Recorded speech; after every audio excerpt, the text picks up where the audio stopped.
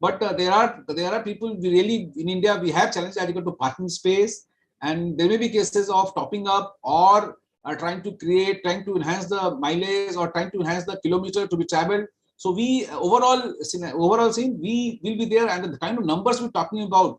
As we talked about, we said around 30 crore vehicles, 75% are two-wheelers. You can see the number of two-wheelers that are present in India, and if at all 30% of those two-wheelers are converted to EV, we really don't know how people will be able to charge their vehicle at home. So we as a place, we are there to sort of help that and try to come into that place.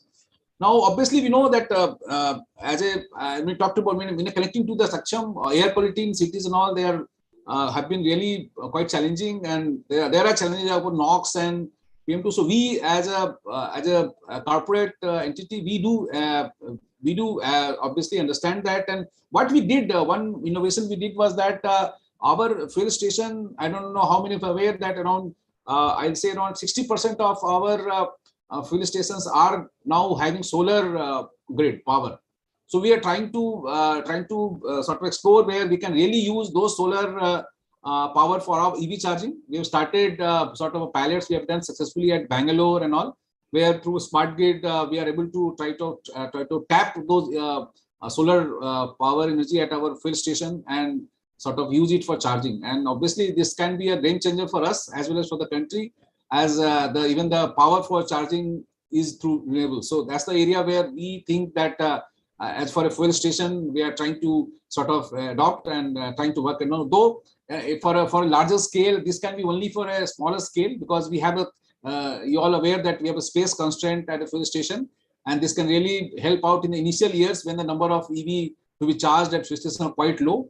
But at a larger scale, I think more and more people are now going into renewables. A lot of countries really putting up a lot of capacity, adding a lot of capacities on renewables and all. And we feel that this can really help us out in sort of even the charging of vehicle through the clean energy.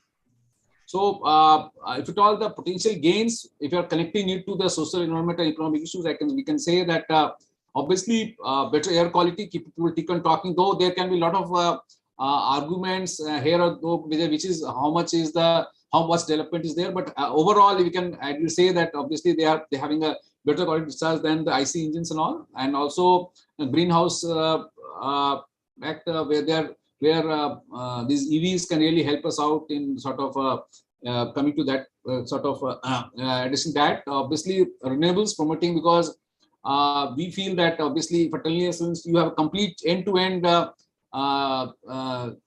channel where we have the power also coming from renewables, it not complete the cycle. As somebody was talking about whether there are concerns, as somebody pointed out, whether the energy being sort of used to create batteries, or there are questions on say disposal of batteries. But overall way we can say that renewables will come out and will come in and aid to whatever these sort of initiatives that are being taken and contributing to the overall energy security. Obviously, though again somebody can argue that even lithium and all that needs to be imported. So to what extent we can really sort of have this, whether the oil also has to be imported. But having said that, there are a lot of other things that's happening. As somebody talked about, Indian Oil per se also is going into metal air batteries. There are a lot of technological improvement that's happening, and things can change, and we can really have where we can really sort of decrease our dependence on, because a lot of these geophysical, obviously geographical, where issues are there, where some countries are having all those capabilities and capacities for producing presently lithium and cells. So that's a challenge where all of countries are trying to address. And then obviously since this will create a lot of sort of a change in the overall electricity, the way the things are happening in India, and it will also improve the efficiency, and it will position as auto tech. So that's what we feel like. That's my for concluding that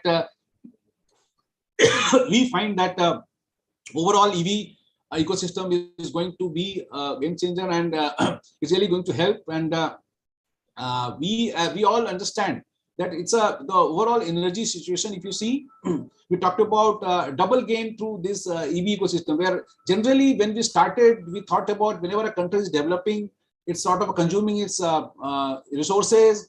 And there are some cases where really, when you see the initial area of industrialization, we really had a lot of these problems of pollution and all. But now this development which is happening now, where we are trying to cater to clean energy, green energy. Even though we are also developing, we are also improving our thing there, and we are trying to address and really we are there as a green and as a current responsibility of this country, not only for this country but as a global. We are there to help it out. So with these things, I like to conclude and open for any discussions or any other questions. Thank you all. Thank you, Rohit ji. Thank you, Rohit ji, for such an enlightening talk. There are a couple of questions I'll just take up before I pass on the baton to the next speaker. One of the questions that people have asked is, obviously of safety questions have been already answered. One of the questions is regarding which is a better option between hydrogen and EV. Well, obviously, as an oil and gas company, we have a sort of we feel much closer to hydrogen, and we all aware that because of BS6, we all have now the capacity, and we are all our refineries are now producing hydrogen. But still, to address that, we still that economic sense for hydrogen is not still being achieved, and the cost is too high.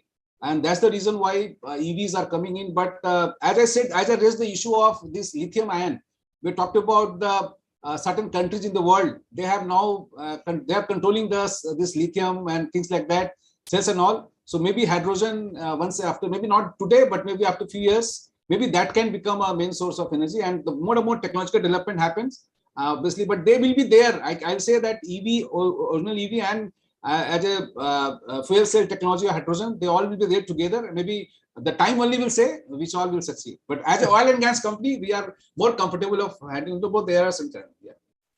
One of the questions that they've asked is that currently charges installed by Indian Oil takes about 1 hour time for charging the vehicles.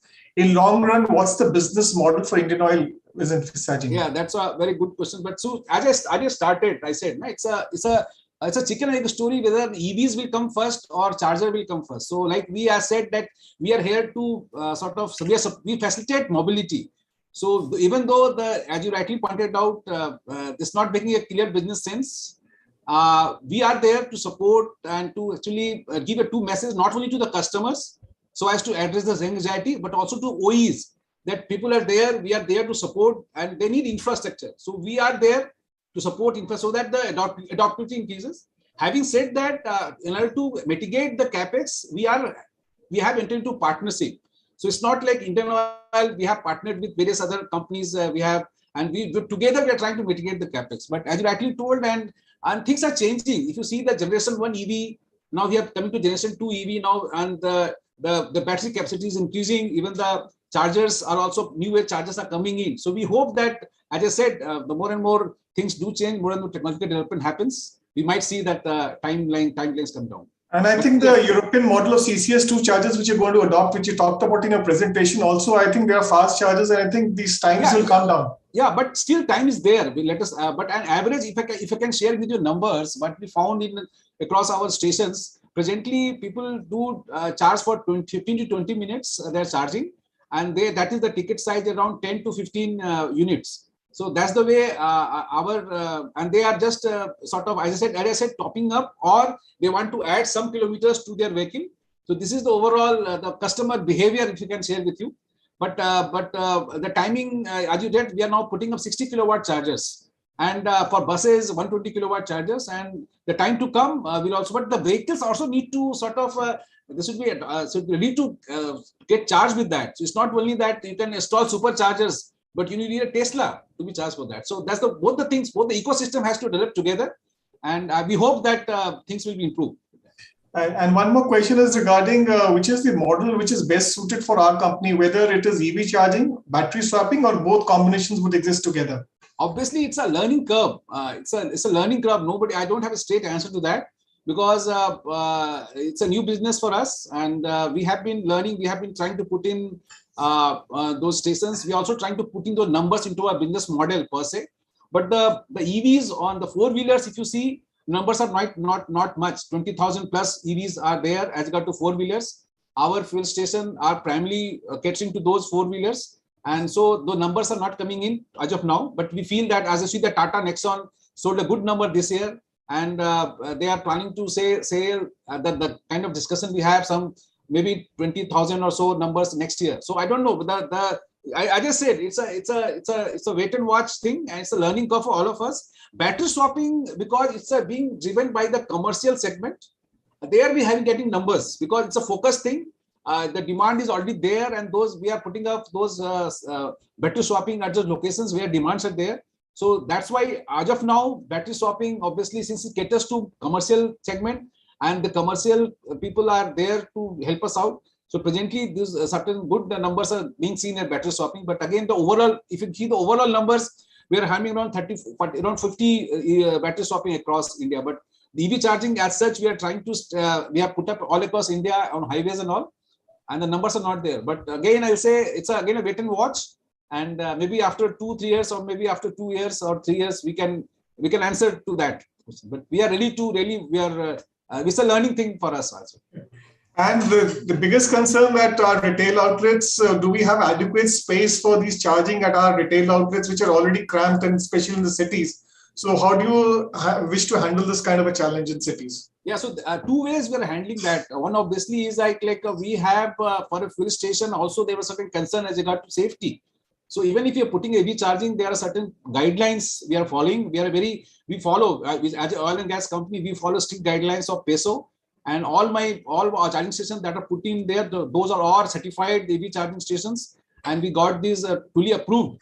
So those safety chances we maintain. So that's one part. And as you rightly told, at cities, at towns where as of now we don't have a space, we are trying to really focus on the places, the retail outlets where we have space, and trying to sort of, because we do understand that we need to really walk around in the way where we can really provide, and also does not affect my existing kind of customers. So that's the way we are going in. Secondly, we can say that we are also now trying to explore areas outside my fuel station, so as to really be in this business and trying to cater to the customer requirements. So that's the 2 ways. I can say we are also doing a pilot where we are trying to have a mobility charger, where we have charging facility we are trying to provide on call.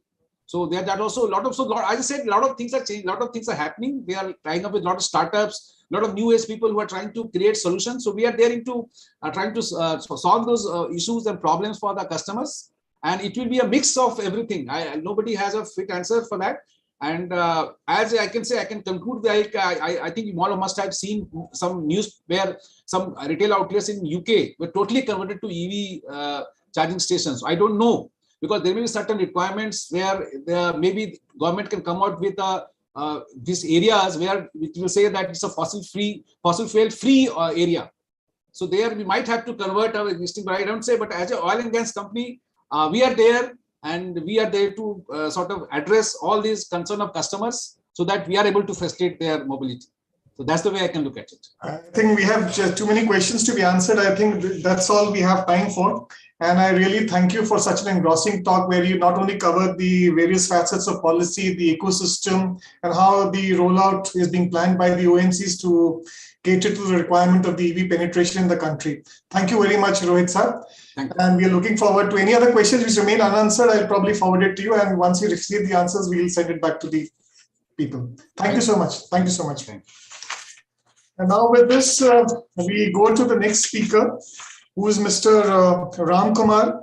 He is the Associate Director of PwC, and he's been working with PwC, I think, for the last 9 years. And he has a demonstrated history of working in the renewable energy consulting industry, skilled in financial closure process, renewable energy, due diligence, project implementation for both solar PV and wind energy projects. So with this few words of introduction of Mr. Ram Kumar, I would request you to start your talk, please. Sorry for the delay. We got a bit delayed with the speakers. Sorry for the delay. Thanks. Am I audible? Yeah. Great. So just before I start, what time we intend to close, so that I just curate? I think a half an hour would be good enough. 30 minutes. Sure. Great. Good afternoon, everyone. I'm Ram Kumar. I'm an associate director with PwC. focusing on renewable energy. So as introduced, I have not just been working on solar, I have been working on wind, and as recently in hybrid projects, including storage, to look at how renewable energy can go beyond the 10-20% penetration which typically we see globally. So that's a brief background about me. I'll just put out my presentation.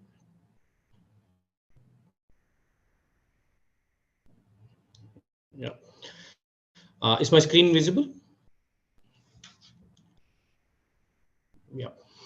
What I would cover in the next 30 minutes is to quickly talk about how globally renewable energy is being question डाल seen. दो, मुझे लगता नहीं सब lunch में भाग गए हैं. 2-3 क्वेश्चन डाल. Yeah, shall we continue? Yeah. Then in terms of India's commitment to renewable energy, what are the emerging options for large consumers like Indian Oil, in terms of how they can look at renewable energy, how they can green their or meet their clean energy transition. Of course, quick overview on regulatory and policy developments, and of course, talk from an oil and gas perspective, how we are looking at renewable energy transition. So I'll just spend some time on the graphic. So this is from our PwC study globally, where we have looked at energy usage. So globally, how energy usage is being seen is in terms of electrons and in terms of molecules. So what it means is electrons is your electricity and molecules is all your heat related applications that are required in different industries. So if you look at the industry segment or end use segment, typically we have energy usage in industry, buildings, transport, and feedstock. So effectively, what we are seeing is, this is a picture of 2019, where we are seeing only 20% of energy or total energy requirement, that is both electrons and molecules, coming from renewable energy. And much of that is coming through electricity. Now, if you look at 2050, and this is through our internal assessment globally as PwC, we are seeing a shift of nearly 90% of energy coming from renewables, where both electrons and molecules are being powered through renewable energy. So what it effectively means is that we are not seeing renewable energy no longer as just an electricity provider or a greening the grid, but we are also trying to see how we can go and tap the molecules in terms of how we can green them molecules. Of course, hydrogen plays a big role in that, and how renewable energy can support that transition. So in a nutshell, what we see globally is that renewable energy is about taking the entire clean energy transition. And of course, this is going to be the critical element in how in industries, how countries meet their net zero targets.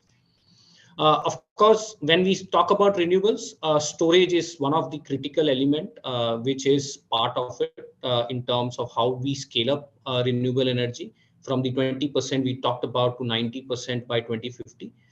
The storage, we'll talk about in subsequent slides, how different storage applications or different storage technologies address this. But in total, renewable energy is a critical element for driving clean energy transition. Now, from global perspective, if you talk about India perspective, of course, in COP26, India has been championing renewable energy transition. Earlier, we had a 175 gigawatt plan by 2022, of which we are already at around 110 gigawatts in 2022 starting. And if you look at COP26 commitments, which was recently made by Prime Minister, which is in his own words, in terms of Panchamrit, in terms of 500 gigawatt non-fossil fuel energy by 2030, that India is going to target non-fossil energy. So there is a caveat here. So non-fossil energy, India is also trying to bring in the hydro capacity into the overall non-fossil mix along with renewable energy.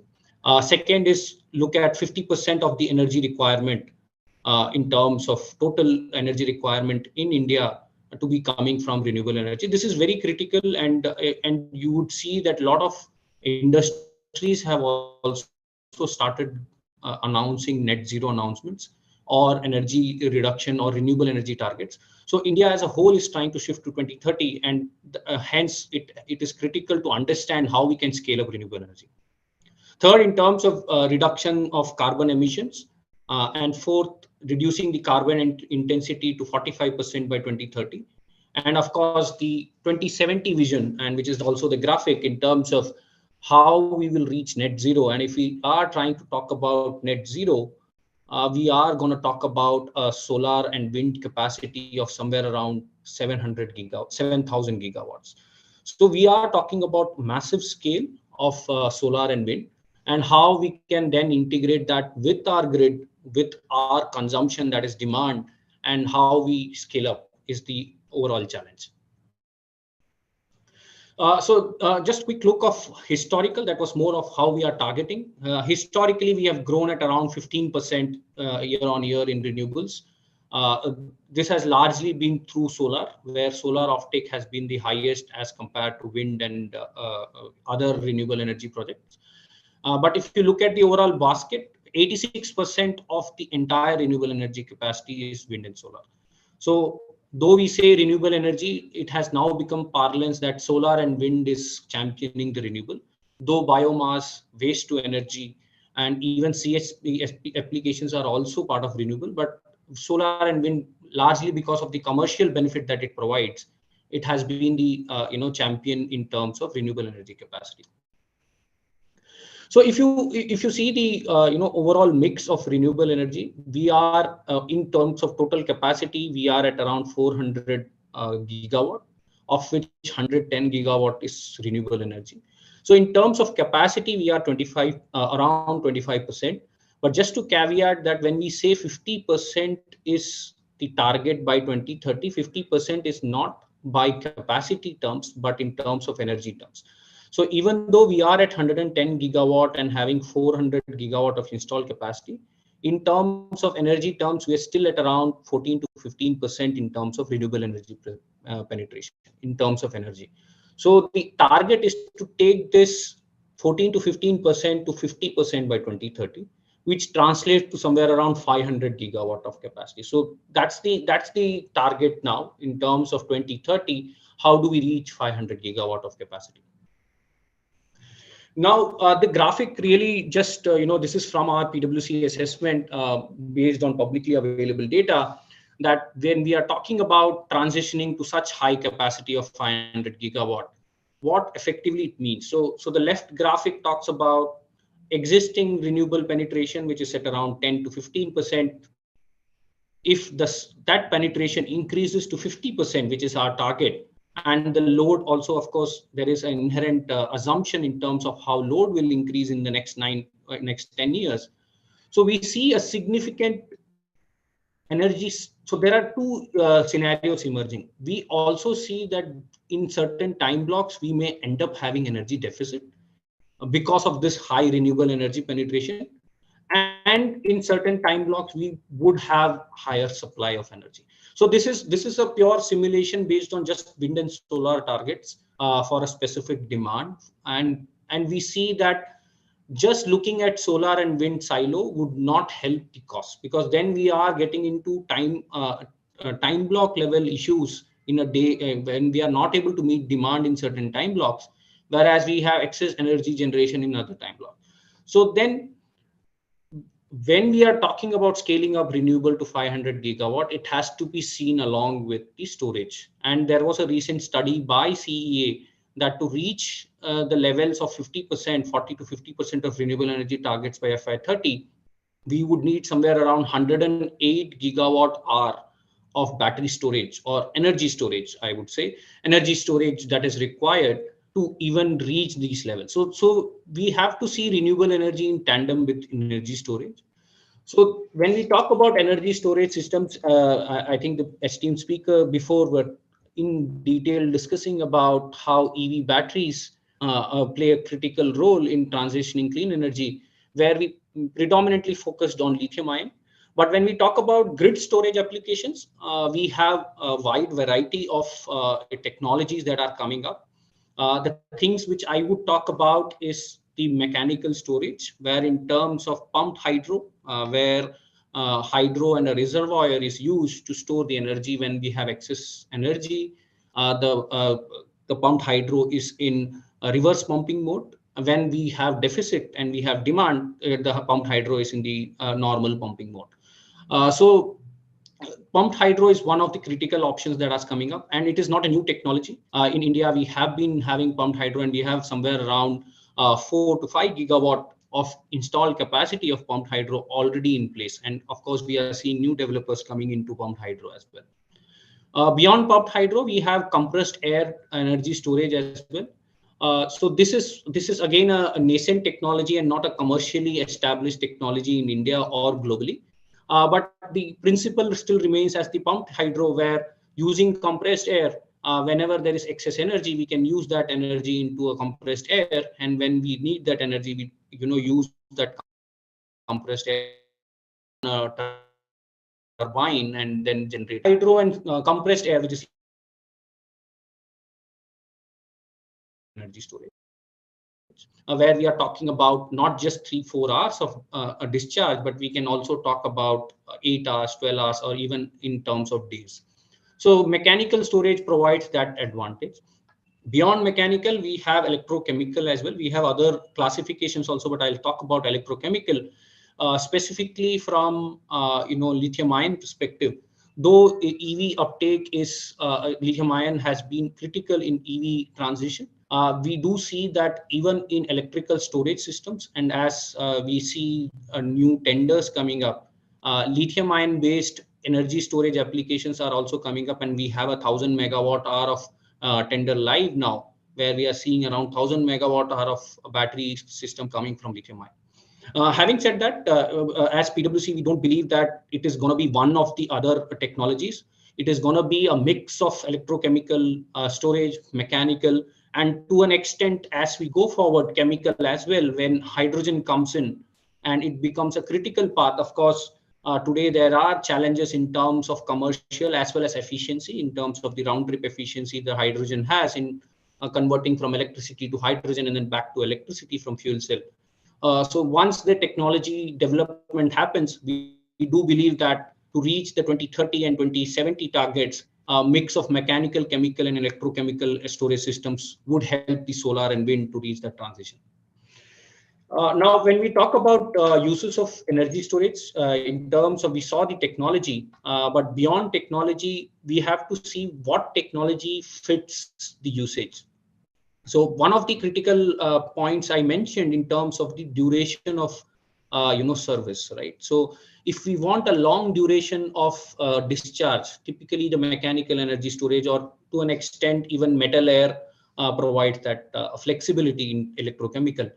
But if we want fast response, which is the need, which is required in transmission systems, where we require in 15 minutes, in milliseconds, we want response, then of course the battery or the lithium-ion battery storage system makes a right fitment to that energy application. So what I mean is that there are different technologies of energy storage at different commercial and technical maturity, and each of them fit at different applications. Now coming to specific to oil and gas or energy usage, typically we talk about firm capacity, which is the second point, is to say that how do we firm up our renewable energy capacity? Like if you take a typical solar generation, it is peaks at around 12 and dies at around 6 in the evening.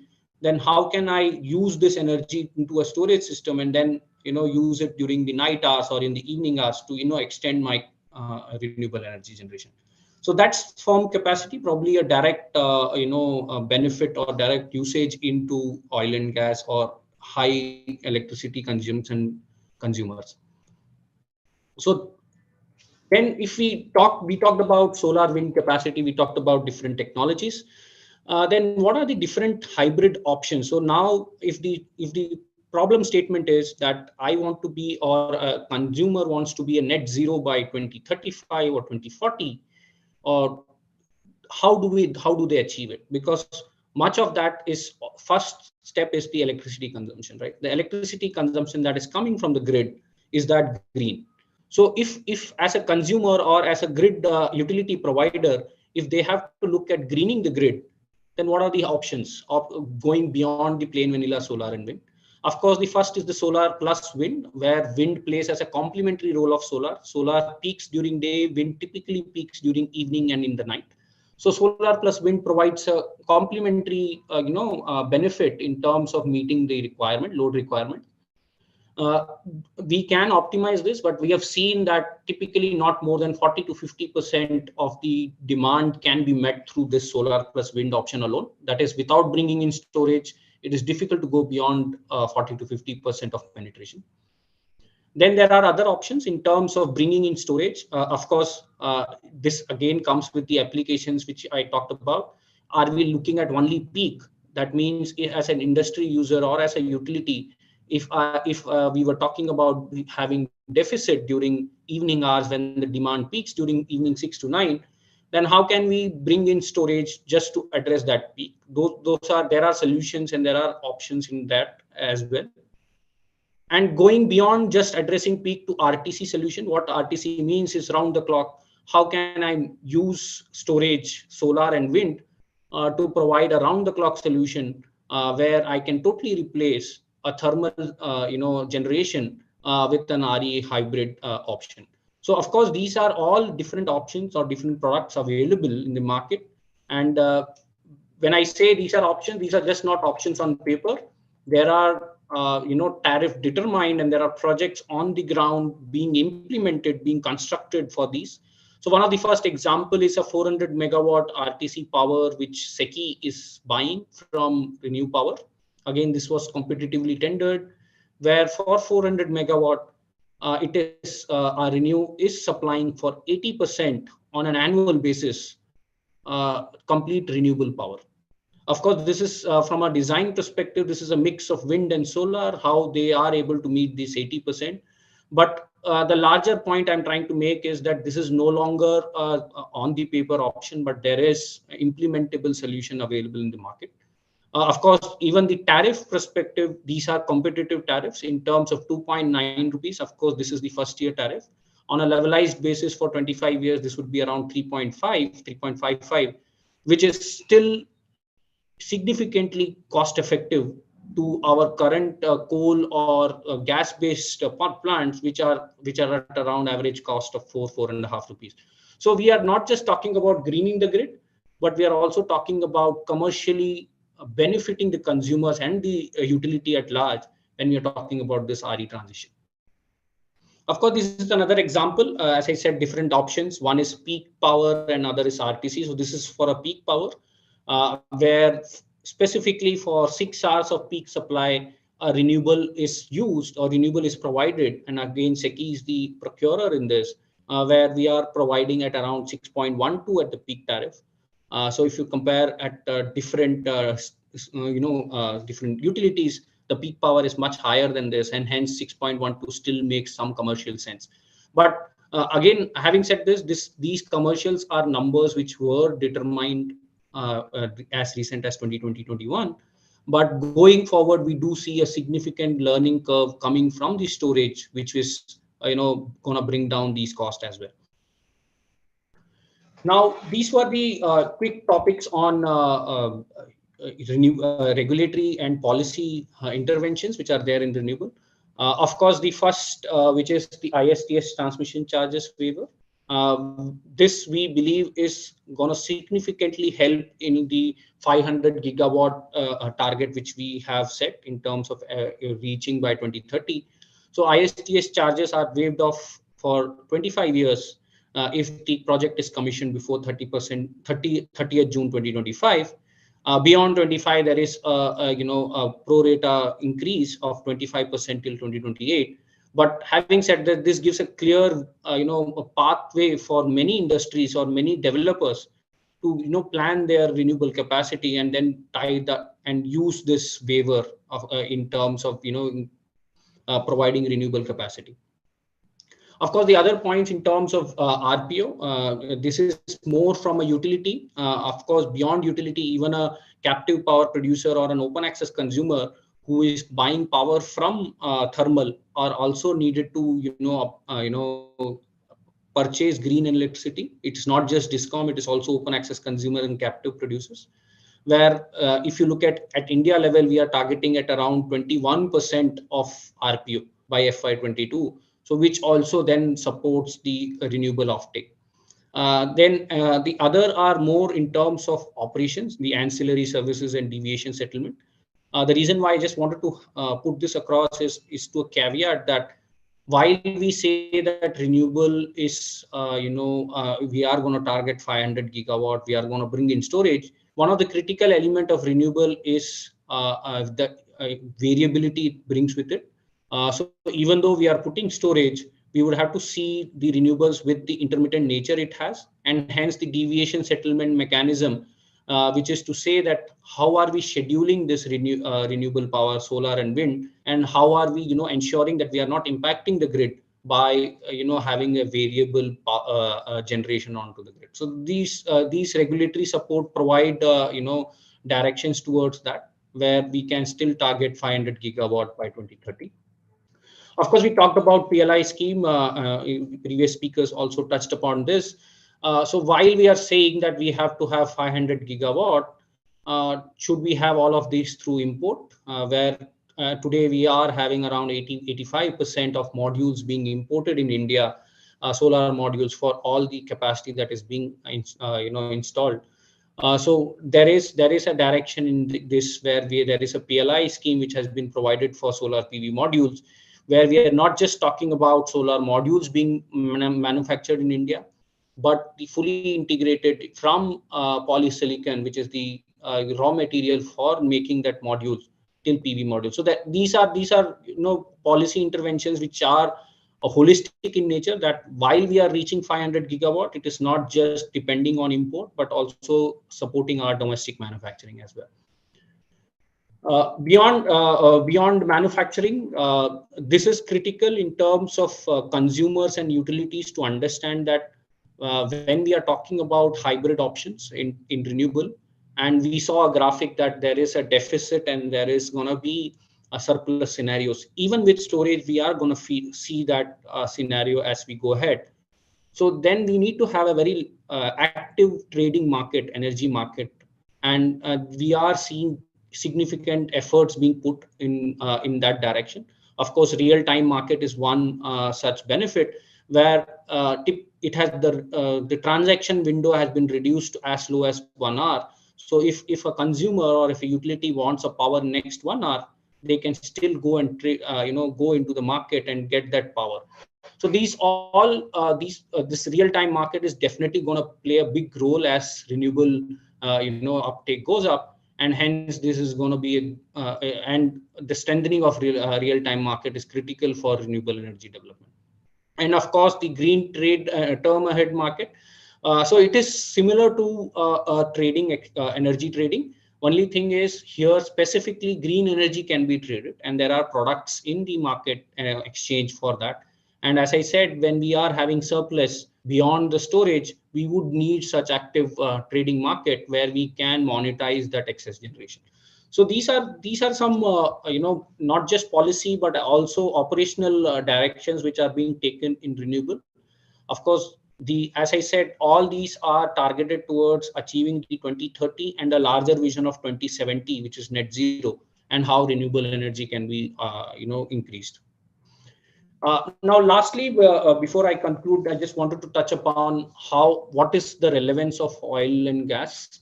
So as I started, the renewable energy is seen in two fronts. One is the electron flow and the other is the molecule flow. So for the electron flow, which is the power consumption for any oil and gas industry, how can that be greened? And as I said, there are different products in the hybrid.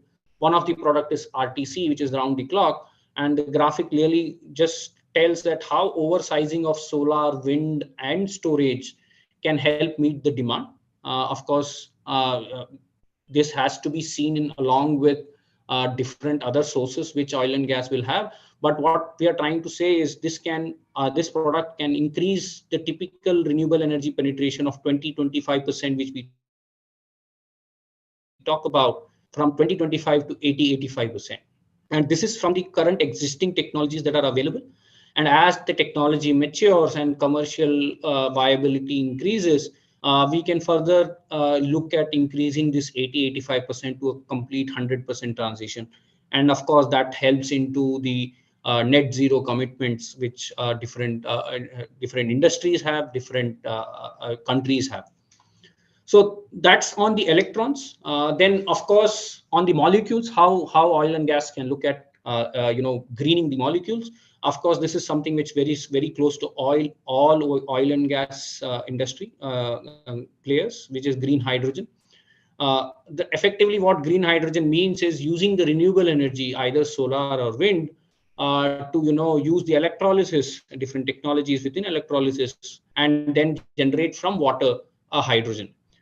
So that's the green hydrogen coming from renewable energy and an electrolyzer. Any other hydrogen have different shades to it, gray, blue, but that's not the discussion in terms of net zero. But in terms of green hydrogen, that plays a critical role, how renewable energy can help generate green hydrogen.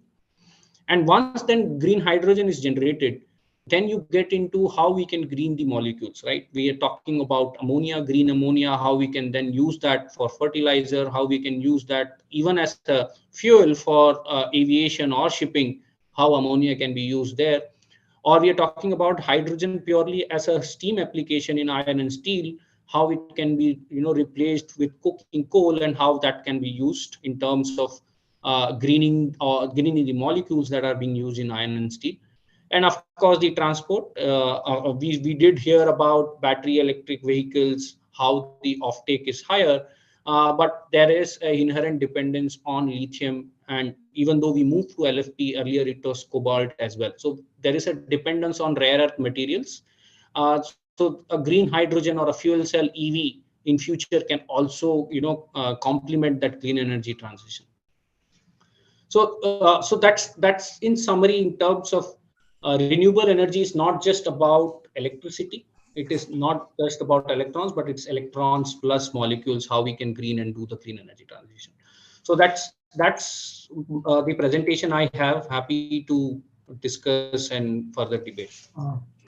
Thank you, Ramkumar sir. It was a very enlightening talk. There are a couple of questions which I need to answer. One of these questions is that I think there has been a recent imposition of the BCD from 1st of April. So how does it impact the capex in terms of rupees per megawatt? Yeah, so we'll have to see it in two ways. So BCD, yes, there is a 40% BCD and there is a 25% BCD on cells as well. But before that, we are seeing a significant variation in the supply chain of solar globally. So globally, the solar prices have gone up. Solar module prices have gone up. So we were talking about 18, 19 cents. There is no longer 18, 19 cents of solar module available globally. So globally itself, because of the polysilicon prices, because of the supply chain issues, because of the Ukraine-Russia crisis, there are many factors to it. So globally, the solar module prices have gone up.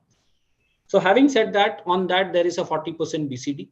So we do see that because of this global crisis and 40% BCD, the module prices are going to be higher for the medium to short to medium term.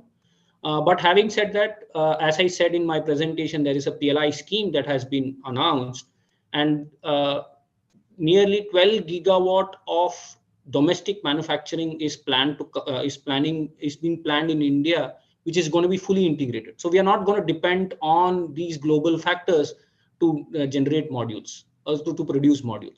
So that is going to help. Probably in medium term, we would see solar prices easing out in terms of module. But we are seeing in short to medium term having some impact because of both BCD and global supply chain. So we no longer can look at 18 to 20 cents as a benchmark for solar. It is going to be much higher than that. Obviously, these PLI schemes will take some time to materialize. I think it was retendered again, refloated again. So probably it will take some time. To clarify that, it wasn't retendered, it was extended. So there was initial list of PLI that was approved. And the interest was 10 times of that. So the government went back and have expanded that pool, and more capacities are coming up. But if you look at the tender conditions, probably in next 2 years we would start seeing cell and module coming up. So, and in next 3 to 4 years, more integrated solar module manufacturing. So next question is, what is the economical viable solution for energy storage, whether it is pump storage or battery for a megawatt scale plant? Yeah, so as I said, we have to see from the end use application. If it is about just addressing a specific peak demand, there are battery solutions which are economical there as well. But if we are talking about round the clock solution, the commercial viability specifically from the cost point at which battery is today, yes, I would say pumped hydro is more commercially benefited, but we'll have to see this with the end use, right? Because pumped storage has its own challenges. It has its high gestation period. It has a high capacity. It cannot get integrated with all the renewable energy requirement that we are talking about. So there is going to be a play between both pumped hydro and battery based on the end use. Of course, from a price point perspective, pumped hydro is cost effective, but we have to see it with the end use application. I think you've already answered this question. What is the energy storage scale-up scenario required to complement the targeted renewable energy capacity augmentation by 2030 and 2050? And how will it affect the landed cost of renewable power per unit? Yeah. So in terms of, as I said, there is a study which is done by CEA. By 2030, we are targeting somewhere around 108 gigawatt hour of battery. So of course, I stand corrected, 108 gigawatt hour of energy storage. It would be a mix of different technologies. Of course, battery also playing a significant role there. So that's the 2030 scenario. 2050, there has not been any study yet, but yes, 2030, there is a clear view that there is going to be 100 gigawatt hour. And that's where the ACC PLI is also feeding in. Of course, the primary purpose of ACC PLI is EV, but it is also going to support the grid storage applications. In terms of renewable power per unit, in terms of the 2 rupees or 2 rupees 50 paisa, which we were talking about, that is for an intermittent power. So which did not have a reliability associated with it. So we are moving in a renewable world where we are talking about dispatchable RE. So where we can dispatch RE with the storage, and of course the current levels, as I said, there are different tenders that have come up. We are seeing somewhere around 3.5 to 4 rupees as tariffs. But again, as I said, this is current levels. As we go forward, there could be further technology enhancements and which could further bring down the tariff. And you talked a lot about RTC, but one of the questions asked is, can we achieve actually 100% RTC requirement through renewables? And if so, how? Yeah. So see, 100% RTC, and that's where I said in my slide as well, the current target for RTC is around 80-85%. So predominantly wherever we are seeing, we're talking to industry players, we are seeing that they are targeting somewhere around 80-85% coming through renewables, and then gradually moving towards 100%. The reason for that is, one, the technology maturity that is there in storage currently does not make it cost effective to go to 100% RTC, because the variability in renewable, not just in a day but across a year, is too high to have a 100% RTC at the current storage cost. Because what it effectively means is you have to have a higher storage to capture for lean seasons, and I'm talking about lean season in terms of months and not just in hours, to cater for that 100% RTC. So that's where the challenge is today, that to meet 100% RTC, we are not just talking about a day variability, we are talking about a year's variability of generation and how storage can capture that. So the current price point does not give any lucrative sense to have 100% RTC, but as we do more technology enhancement, specifically in storage, we are seeing new technologies coming up. We are coming metal air, be even sodium ion batteries. So there are many technology innovations happening. So with that, as the learning curve increases, the price points is likely to come, and then probably we'll graduate to 100%. But today, if we talk about 100%, commercially, it is not attractive. And the last question for the day is which is better? How mechanical storage is better than the electromechanical storage?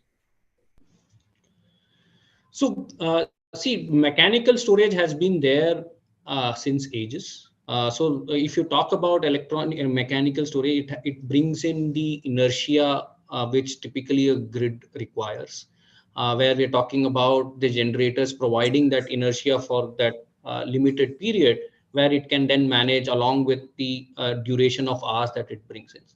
Whereas electrochemical has a different application. So when we are talking about, and I think everyone would know the 100 megawatt hour Tesla pilot in Australia, which was used for, specifically to address the frequency regulation of transmission. So the electrochemical has a very specific, it has a very millisecond response. So you can bring up the storage at a very millisecond response and address those frequency related issues. So that's why probably mechanical, when we say mechanical, we typically call it long duration energy storage. And when we talk about electrochemical, we talk about just battery energy storage. So the nomenclature itself is a bit different, because the mechanical is talking about how we can shift the energy, bring inertia to the system, whereas electrochemical is talking about specific frequency regulation. And of course, even as I said, even it can be used for shorter duration of peak shifting also. So if you want 1 or 2 hours of shifting the energy from daytime to evening, probably you can still look at electrochemical. So the and price point we discussed, pumped hydro is an example of mechanical, and electrochemical is lithium ion. So the price points are also a bit different to evaluate between these two technologies. With this, I think we'll have to conclude the session. Thank you, Mr. Ramkumar, for such an engrossing and enlightening talk. And I think it's a national imperative for all of us that we move towards renewable energy, because the Honorable Prime Minister has already set the tones and targets in the Panchamitra. And I think renewable is the only way to move forward with to reduce the GHG emissions, and probably also diversifying the energy supply for offsetting this carbon in the environment. And finally, to create jobs in the market. I think that's the most important imperative that is left with us. I think wholeheartedly the nation is supporting it, and not many companies are already, putting up huge capexes in this field. And I think that's the way to go about it. Thank you, Mr. Ramkumar, once again for your talk. And if any other questions are there, we'll definitely get in touch with you. Thank you so much. And with this, we'll conclude today's session, please. Thank you.